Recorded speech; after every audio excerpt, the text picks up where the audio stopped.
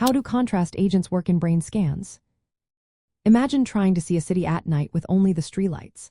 Some areas glow brightly, revealing important details, while others stay dark. That's similar to how contrast agents help us see brain structures more clearly during scans. When doctors perform brain imaging, especially magnetic resonance imaging or MRI, they often use contrast agents to make certain areas stand out. The most common contrast agents for brain scans are based on a substance called gadolinium. Gadolinium is a metal ion that has special magnetic properties. It contains unpaired electrons, which makes it highly paramagnetic. This means it can influence the magnetic signals used in MRI scans.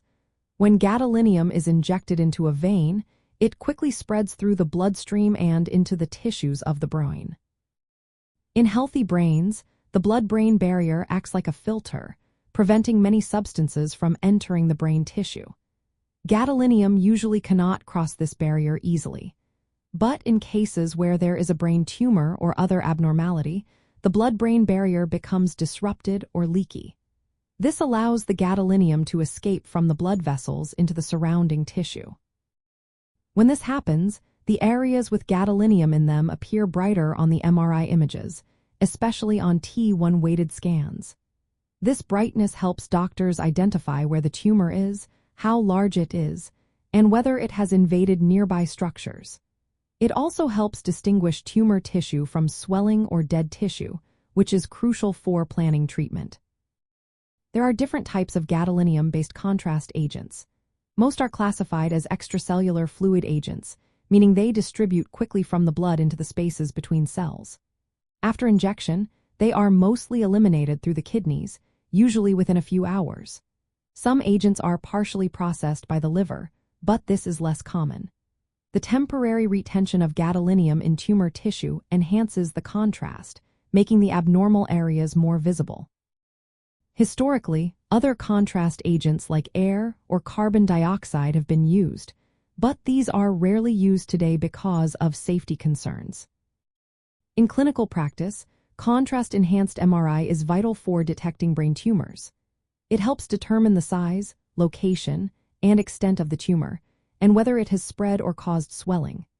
Dynamic imaging, which looks at how the contrast moves over time, can provide additional information about the tumor's blood flow and permeability. This can help doctors predict how aggressive the tumor might be and decide on the best treatment options. It also helps differentiate between tumor recurrence and changes caused by previous treatments like surgery or radiation. Safety is always a priority. Gadolinium contrast agents are generally safe for most people, but they can cause allergic reactions in rare cases. There is also a small risk of a condition called nephrogenic systemic fibrosis in people with severe kidney problems. Because gadolinium does not cross an intact blood-brain barrier, its presence in tissue indicates a disruption caused by disease. When used carefully and appropriately, contrast agents provide invaluable information that guides diagnosis and treatment planning. They help reveal the hidden details of brain abnormalities, making scans more informative and accurate. Always remember, if you are scheduled for a brain scan with contrast, discuss any concerns with your healthcare provider to ensure it's the right choice for your specific situation.